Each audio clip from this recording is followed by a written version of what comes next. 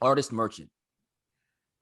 For a long time, from the beginning of time, you have artists, you have creative people, you have people who just love, and out of this overflow of creativity, anything, cooking, drawing, dancing, theater, fashion, rap, like writing, sculpting, like full, like all these different elements. Then, like at some point, some people throughout history and time figure out how to like monetize that. But for a long time, like unless you were really clever, or unless you had connections and opportunity and network, and maybe your parents was rich or some shit, like you just wasn't cutting through if you wanted to be able to make a living off your art. Like if you wanted this to be your, and then the internet comes along. And the internet flattens a lot of shit, like social media, Twitter, Instagram, Facebook flattens a lot of shit. It connects and interconnects everyone. What is it, like those like Etsy and these apps where you can shop online, Alibaba? It flattens a lot of shit. You don't need to, if you want to be a rapper or a singer, you don't need to beg Universal for 12 years to please listen to my demo tape. If you want to publish a book, Matt just talked about an illustration book he just published like 5 years ago, but he re-brought it up. I published a book on Amazon. You don't need so this idea of artist merchant has never been more possible than in our lifetime. It's never been more accessible, more cheap, or more easier. But I want to talk a little bit about that psychology of artist merchant, because I think people just see influencer on Instagram, public figure on Instagram, artist on Instagram. Like people just throw that shit on their title. And I wanted to talk about this idea of being a creative entrepreneur with you, because you do it and you're still aspiring in it, you're growing in it, you're actually making ground with it. And I think because Instagram today makes it seem like everybody is trying to sell something, they just think that this is like, oh, it's commonplace. Oh, if you want to be an artist or a creative or a public figure or an influencer and fucking plug your Fashion Nova code, then like we're all like this. Bum ass motherfuckers. But I don't think that's normal. Like a lot of artists aren't entrepreneurial. A lot of artists aren't merchants. A lot of artists, this is not a lot of people. I know, I'll say for me, it's not natural for me to try to sell myself or to sell my art. I'm the person who's like, I'm going to make art. And if you don't get it, then fuck you. But I'm also have this heart and this dream. So Matt, talk a little bit about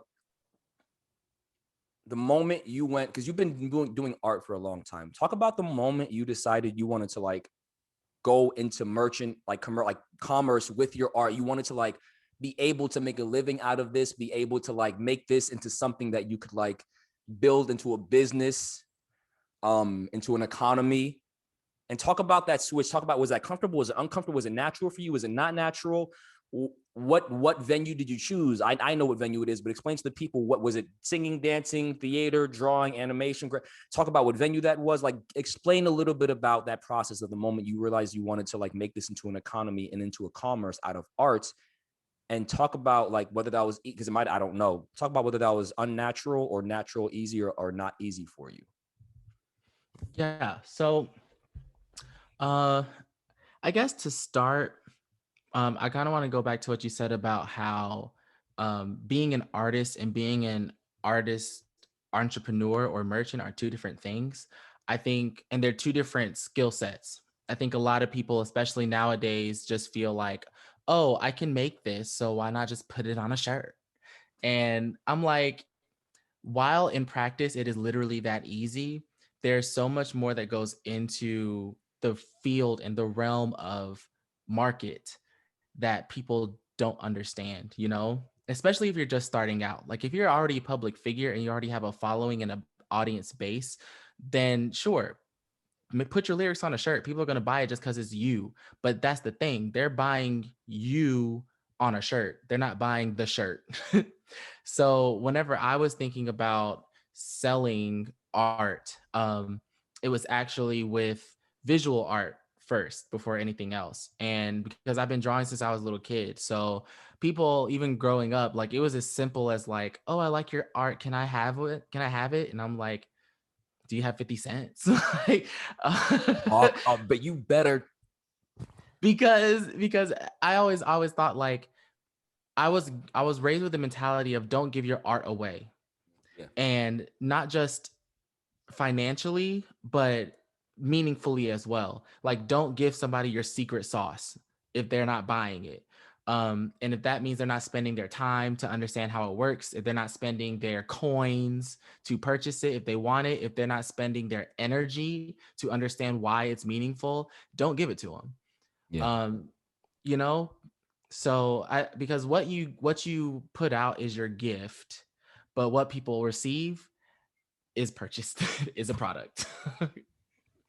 So yeah, that's how it kind of started. And as I grew up, like I realized whenever it comes to people consuming things, what they're getting from your work is different from why you made it or what you're Mm, putting out. mhm. And I think a lot of artists don't quite get that nuance.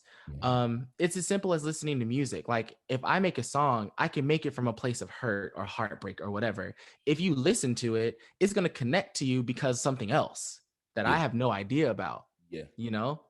So it's a product, but you're not buying it for the reason I made it. Yeah. So when I was growing up, like that was what it was. Whenever I was drawing things, I'm drawing it for you. I don't care what it is for Mm, me because you're buying it. Whenever I started making paintings and like bigger pieces of art, I found that if I put a price tag on it because I thought it was a great piece of artwork, sometimes or a lot of times it didn't sell.